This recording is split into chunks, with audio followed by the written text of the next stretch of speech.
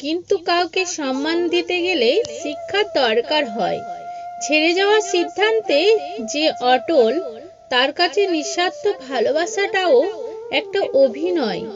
যারা অল্প থেকে ফেলে তাদের মনটা অনেক নরম হয়, আর এসব নরম মনের মানুষগুলোই সব থেকে বেশি কষ্ট পায়। যারা বেশি মিষ্টি মিষ্টি কথা বলে, পেছন থেকে ছুরিটা তারাই আগে মারে।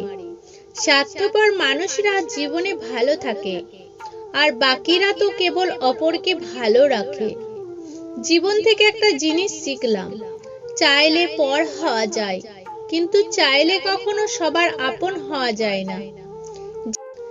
যে গরম পানি ডিমকে শক্ত করে, সে গরম পানি আবার আলুকে নরম করে।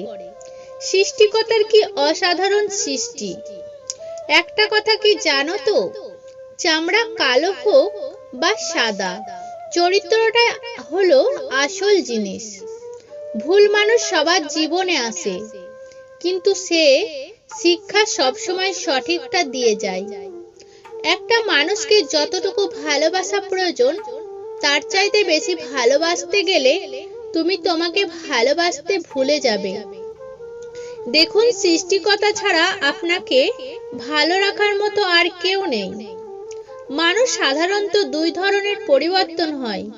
দিনগুলো খারাপ কাটছে সত্যি, তবুও বেঁচে আছি, একদিন সব ঠিক হয়ে যাবে ভেবে। বর্তমানে টাকা হচ্ছে পুরুষের একমাত্র দামি পারফিউম। বিশ্বাস করবেন বা না করেন, এটাই সত্যি।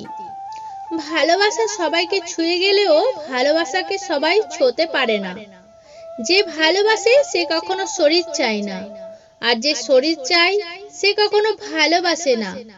ভালো মানুষ কখনো খারাপ কাজ করে না, আর যে খারাপ কাজ করে সে কখনো ভালো মানুষ হতে পারে না। কাউকে হারানোর ভয়টা তারা কাজকর্ম বেশি পায়। যারা সত্যি সাথ করে, কে মন থেকে ভালোবেসে তা যায়। কাউকে হারানোর ভয়টা তারাই সব থেকে বেশি পায়, যারা সত্যি সত্যি কাউকে মন থেকে ভালোবেসে যায়। অহংকার আর পেট যখন বেড়ে যায়, তখন মানুষ চাইলেও কাউকে আলিঙ্গন করতে পারে না। যেখান থেকে আবেগ শেষ হয়, ঠিক সেখান থেকেই শুরু হয় জীবনের আসল মানে।